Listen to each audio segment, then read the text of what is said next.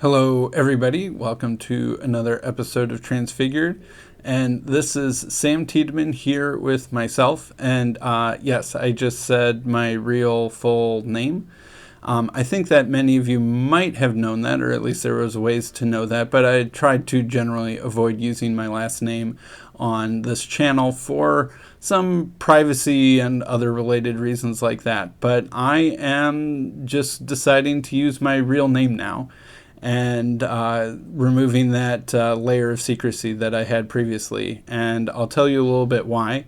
I want to take this video as an opportunity to share a little bit about a story that's happened to me recently relevant to this channel, and then also talk about where I think this channel will be going in the future and what that means for this channel and for me and for you as my listeners. So I think that many of you know my story already, in that growing up as a Unitarian, I've had various interactions, some pleasant, some unpleasant, with various Trinitarian churches and organizations. But for the last couple years, I'd been going to a regular Bible evangelical sort of church. I'm not going to say its name. I'm not going to mention any of the names of people. While I'm removing some of the layers of privacy around my name, I want to respect other people's privacy who haven't made that same decision. And so I won't be using the name of any of the people at the church or anything like that. But I'd been attending that church with my family since before COVID. And so recently this started happening, I don't know, something like 4 or 5 months ago, was that I was called into the head pastor's office.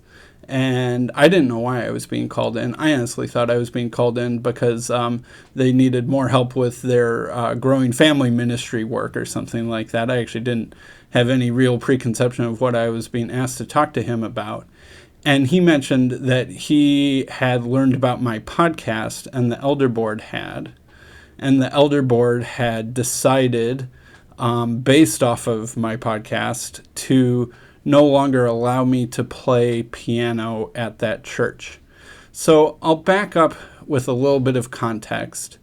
The church before this church that I had started attending, I don't know, something like 5-6 years ago, was also a small Bible Trinitarian evangelical church in the Chicago area that I won't mention.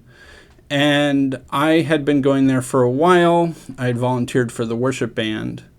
Volunteering for the worship band put a statement of faith in front of me. I said that I couldn't sign the statement of faith. I told some people some reasons. They were surprised, and that ended up with the elder board telling me I could no longer take communion.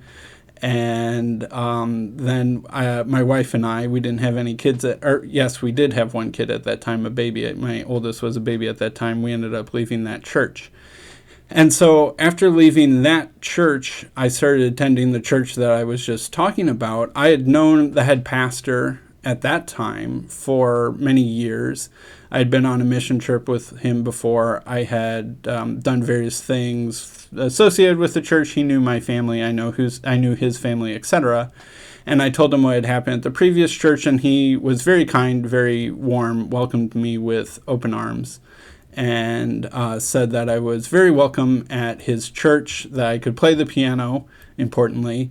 I couldn't become a member unless I could sign the statement of faith, because that's part of the rules of membership at their church. But other than being a member or an elder, I was allowed to pretty much do what I wanted to do and contribute how I wanted to contribute. They were happy to have me.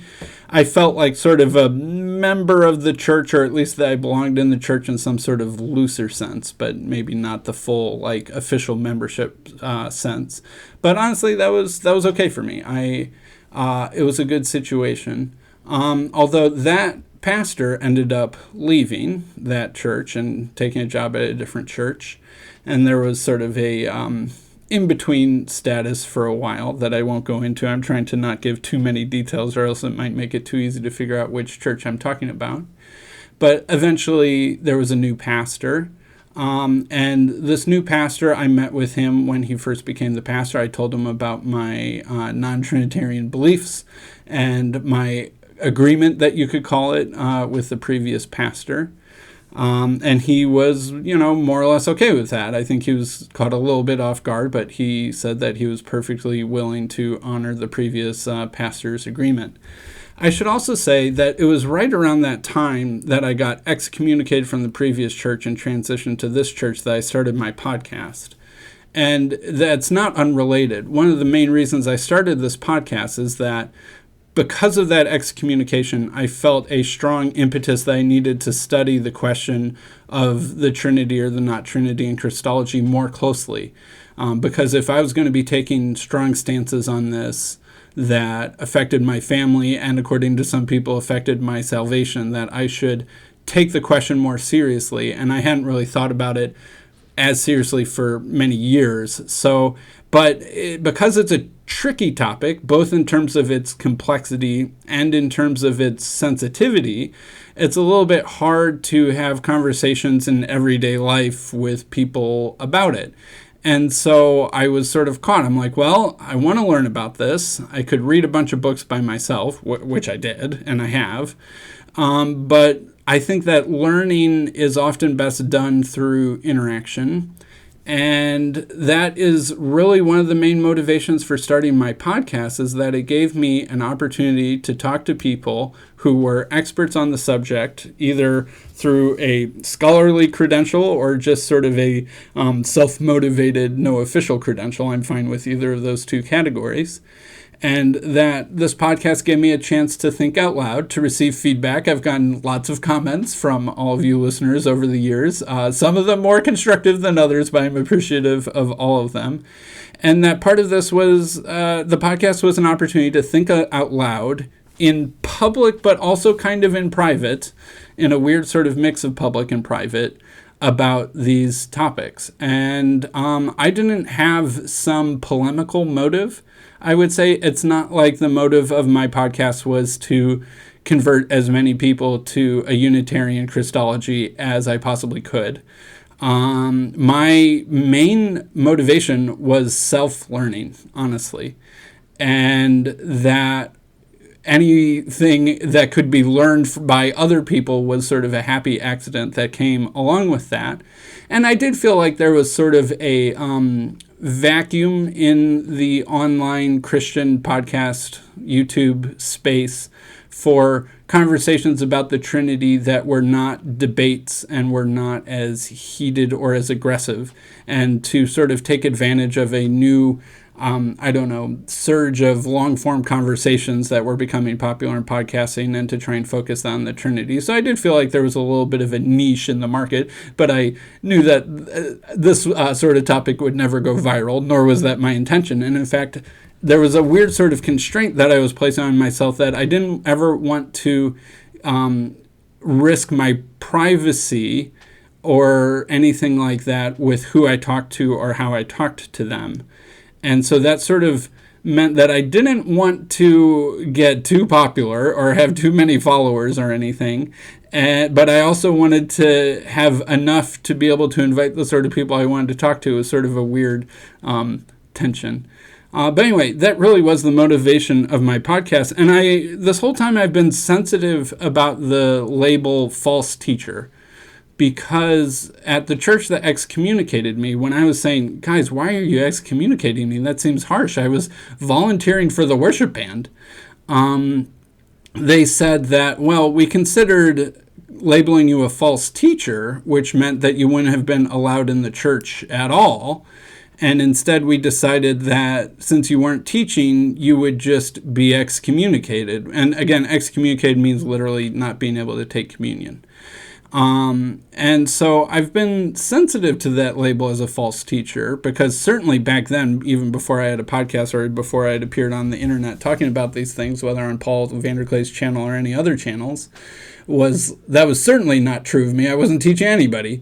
But this podcast is, of course, kind of a weird in-between. Am I teaching? I express my opinions. I'm not shy about what I think. But I often don't spend much, if any, time really teaching what I think is the right way to understand things. I'll talk and teach a lot about the church fathers, but then I'm teaching what I think they thought and what my best historical understanding of them is. So in some sense, I'm teaching about the church fathers, but I'm teaching about what they believe, not about what I believe. I mean, obviously, Hank and I will sometimes get in a tussle about our own personal beliefs, but that's often a smaller portion of the show. And it's really not, I would say, in the spirit of teaching. There are other Unitarian podcasts that are much more teaching oriented, and I'm not criticizing them. I think those are great. I listen to them. I enjoy them. I viewed my role and my niche as something different than that. So I never really thought of myself as a teacher. But that was partly to avoid the label of being a false teacher. All right, so fast forward back to the present. Part of the reason why I'd avoided using my real name, and if you know my real name now, you can find me on LinkedIn, you can find me on Twitter or whatever, although I don't really tweet. I'm probably going to keep it that way, although maybe not. So, be nice, be gentle about it. Don't harass me or my family, but it's because my last name is relatively unique, it's easy to find me. But I don't mind that anymore, because part of the reason why I had avoided using my last name was so that my podcast would never spill over into my real life and cause problems. But that has already happened, so I no longer really need to prevent that. And another reason why I sort of protected my privacy is that there was, certain people in my life who didn't know about these things that I didn't want finding out this way. But I've sort of taken care of that as a result of the recent things that have happened. So I'll dive back into a little bit more detail about what happened at my recent church. So I'd started my podcast due to my last excommunication to delve into this topic seriously, with intellectual rigor and open-mindedness. And honestly, I really do mean this. If I would have been convinced by Trinitarian arguments, that would have made my life easier. It would have solved a lot of problems, and it would have opened a lot of doors. If anyone thinks that I'm sort of some kind of Unitarian grifter or something like that, it's way the opposite. I'm making way more sacrifices for holding on to my beliefs than I would if I were to switch. And so, but I was open-minded because I wanted to learn from the experts and hear what they had to say. But I will say that I feel like I'm probably more sure of Unitarianism now than at any point since I started my podcast. Maybe my audience hasn't followed me in the same direction. Maybe some of you have, some of you haven't. Maybe some of you are at different places. I understand that. I get that. I'm just talking about where I've been. So anyway, telling a little bit more of the story of my recent church while still being respectful of the people and the church itself and not wanting to bring any harm to them or any violation of their privacy. A member of the elder board discovered my podcast after searching for my name, and there were apparently enough breadcrumbs on the internet to be able to trace my name back to my podcast, even though I thought that I'd been careful not to lay such breadcrumbs, but such is the internet. And so that elder board member, I think then at a subsequent elder board meeting, brought me up. And again, this is all without contacting me first or me having any knowledge of this situation, which I do think was honestly not quite proper. I think in the book of Matthew, it says if you have a problem with someone, you're supposed to address them personally first and not bring it to the church as your first step. I can see an elder wanting to do their responsibility, but I do think it was unbiblical to not talk to me first personally about this subject, and I think that a lot of confusion and problems could have been prevented if the biblical formula had been more closely followed. But so the elder board decided that I should no longer be able to play piano. I think that their main motivation was so the funny thing was, like I've mentioned, previous pastors of this church and previous elder board members and previous members of the church knew about me, knew about my beliefs, and some even knew about my podcast. So it wasn't as if there were never any elders that had known about my podcast before. But elders serve for whatever the term is. I forget if it's 2 or 3 years or whatever it is. And so the elder board shuffles from, time to time when terms run out and new people take the spots of the old people. And so at this point in time, no one on the elder board knew about my podcast, even though previous instantiations of the elder board had. But this elder board didn't. And so they were caught off guard, even though, like I said, I had told the pastor about my beliefs. I hadn't mentioned my podcast for, maybe I should have, maybe I shouldn't have. I don't know. And so they found out, and they decided that they didn't like the idea of me being a public face in the front of the church. I'm trying my best to articulate their motivations as fairly as I can. That they didn't like my face being a public face of the church, as a piano player on the worship team is when you go up in front. I wasn't playing every Sunday. I was like once a month, twice a month, something like that. Especially since I think, I don't know exactly why they feared this, but they're like, well, we stream our services on YouTube, and your face is on our services on YouTube. And then what if someone then got a recommendation for one of your videos afterwards and somehow confused or conflated our stance on this theological question? And which, for the record, I don't think would ever happen, but that was one thing that they said. And so I think that they were trying to in no way appear to endorse my beliefs and that sort of thing. And so they told me I couldn't play piano. And I was upset because I had explicitly come to this church with an agreement from the pastor that I could play piano and do those sorts of things. And honestly, the conversation that I had with the pastor and conversations that I had with the elder board, another thing is I never even met the whole elder board. I only heard from 1 or 2 of them directly. And so it's frustrating to never have a chance to clarify yourself to the people that are judging you. I feel like it's a fair standard to say that you get to meet your accusers and that you get to give a defense for yourself in front of the people who are deciding against you. I think that's just a fair standard that was not upheld. And that... so I never even got to talk to all the elders. And it seems like partly because the elder board made what in my view was a hasty decision without all the information. Like, as far as they knew, they didn't think that anyone besides the pastor at the church had made any sort of decisions about me related to my podcast or related to my beliefs. But they didn't know the background and they didn't know the whole story.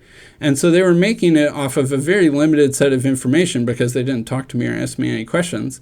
And so I think once they had made a decision, they felt like they couldn't back down from their decision, or they would be backing down on the truth, backing down on the essential teachings of the church, or no elder wanted to embarrass themselves in front of the other elders or something like that. Once you've made a decision, it's a lot harder to reverse it than if you hadn't yet made a decision and you're deciding what to do.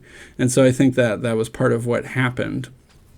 So, I don't know, maybe some of you will agree with what happened. Some of you will not agree with what happened. I'm trying to be vague. I'm trying to not violate anyone's privacy or not criticize anyone with my platform on the internet without giving them an opportunity to defend and explain themselves. I understand that sort of thing.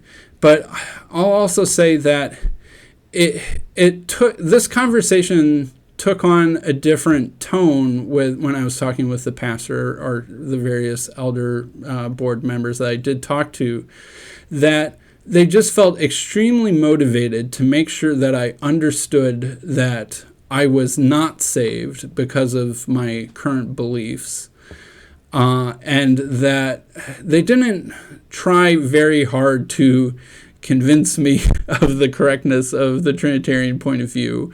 I think partially knowing that I have researched this more than they had.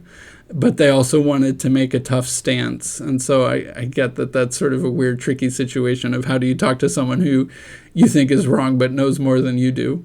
And I'm trying not to be too arrogant in saying that, but I think that that was part of the dynamic of what's going on. And that they just wanted to really make sure I understood that my salvation was at risk and that they had done their due diligence to tell me that. As if I don't get reminded of that near daily on the internet from various members of the comment section. So I think that at some level, playing the piano is not that big of a deal. Like, I really don't actually need to play the piano at church. I'm not even like super good. I'm passable if you need me. I'm not super talented.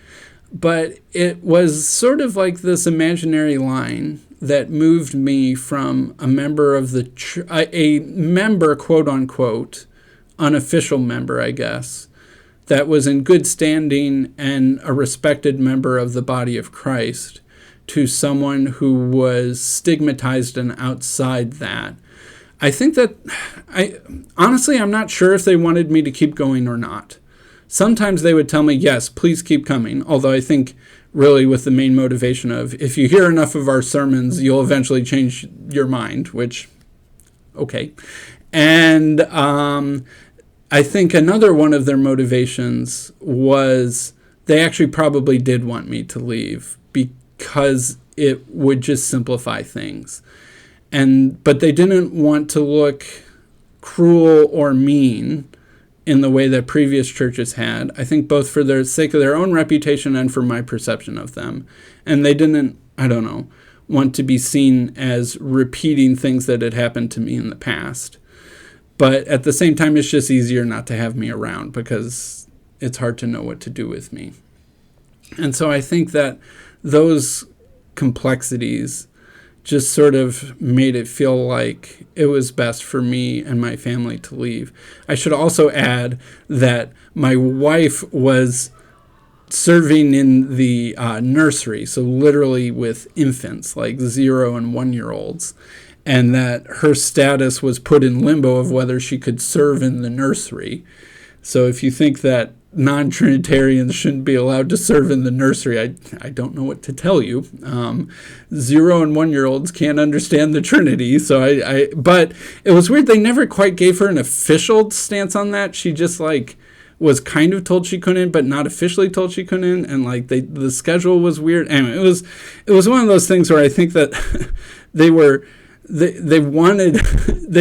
us to leave, but they didn't want to appear too mean while doing it. And so it's like, please keep coming, but also it was really hard to understand their motivations and their communication. Sometimes it would be like, yes, please keep coming. Yes, we love your family. And other times it would be like, why are you even here? Why do you think that you could fit in here? Why do you think that this would even work for you? Like, what's your motivation for being here? Often with some sort of, I don't know, accusation kind of lurking in the air. So it was a very confusing situation, honestly. So for my family and I, it's been really hard to figure out what to do next. There is a Biblical Unitarian Church in Chicagoland that we've been going to as regularly as we can, but it's almost an hour away. And during the week, like if we wanted to go to a Bible study or something, their traffic's a little bit worse in Chicago on weekdays than on Sunday mornings. And so it'd be over an hour to get there, which makes it basically prohibitively difficult, especially since we have multiple small children, to really do anything except going there on Sundays. And even then, going there on Sundays is quite a big commitment when it's about an hour there and an hour back with a bunch of kids. Who need to eat and take naps at the right time and all of those sorts of questions. So I think that we will keep doing that, but it's a little bit of a challenge. And but I know that there are a lot of Biblical Unitarians who would feel jealous even of the opportunity to have a church that they could go to that was within an hour drive. So I'll at least say that I'm thankful for that.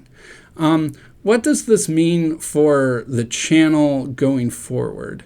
I think that I had been avoiding certain guests for fear that if I had on certain guests, that someone in my real life might actually notice this podcast and that it would get me in trouble. And so for the most part, if you look at the people that I've had on, a lot of them are either scholars or Catholics or Eastern Orthodox folks or not Christians. And that you'll notice that one category that's kind of suspiciously missing on my guest list is prominent Protestant apologists.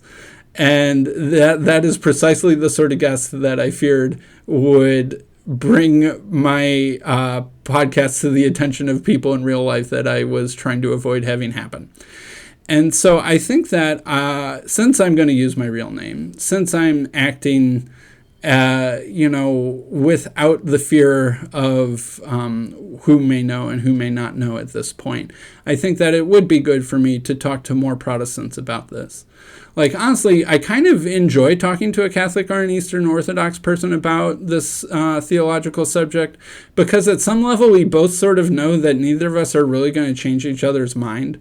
Like, if I'm talking to a prominent Eastern Orthodox theologian or clergyman, I know that there isn't a snowball's chance that I'm going to change their mind, but it actually allows for a certain amount of freedom in the conversation if we both know where we're coming from. I felt like my conversation with Brett Sockold was like this too, the Catholic theologian, that once we both know where we're standing and there's a little bit of security in each of our own identities, that it actually allows for a very peaceful and amenable conversation that I think is sort of what my channel tries to specialize in.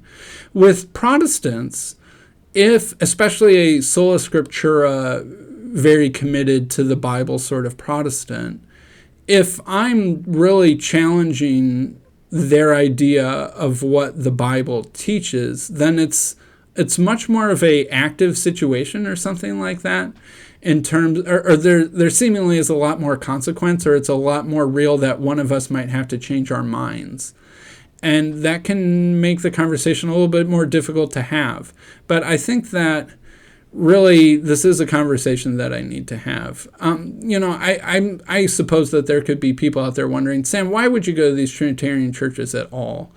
And certainly there's people within those churches who wondered that.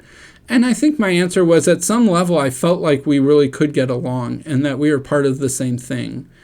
I never caused any problem in these churches unless I was like talking to the actual leaders of the church about what I believed. There was never any question of Sam's behavior or my, spreading rumors about the pastor about how they're wrong on this or that subject, or, deconstructing their sermons or anything like that. I never did those sorts of things because I was trying to help the church succeed in its mission. I was trying to help the body be a healthy body of Christ.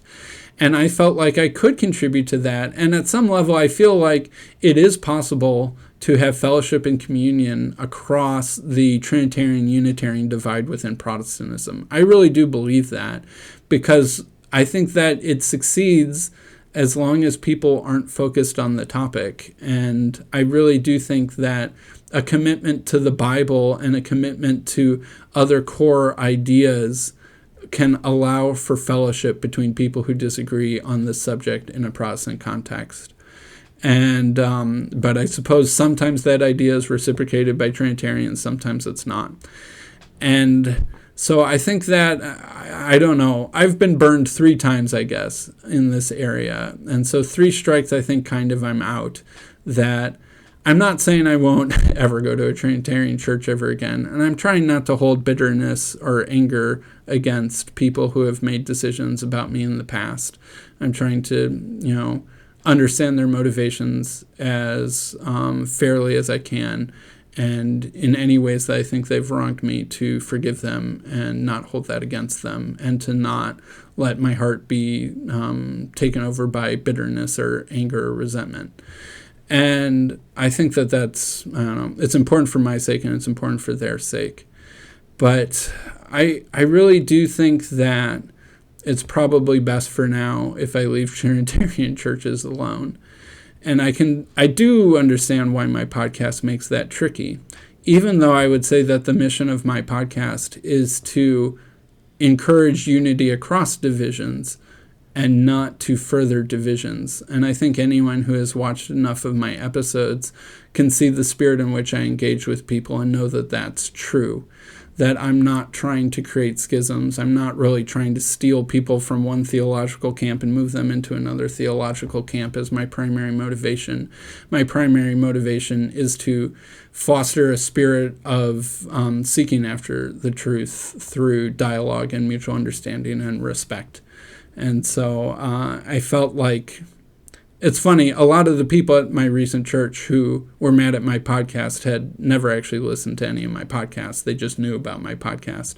A couple people had watched a few episodes, but I feel like another part of their decision was they didn't really fully understand or appreciate the mission of what I was doing, and they could really only understand it through a polemical lens and didn't have any other way to really make sense of what I was doing. And I think that was a little bit of narrowness and understanding on their part and a little bit of an anti-intellectualism. And that's about as harsh as I'll get, but I do think that that was true.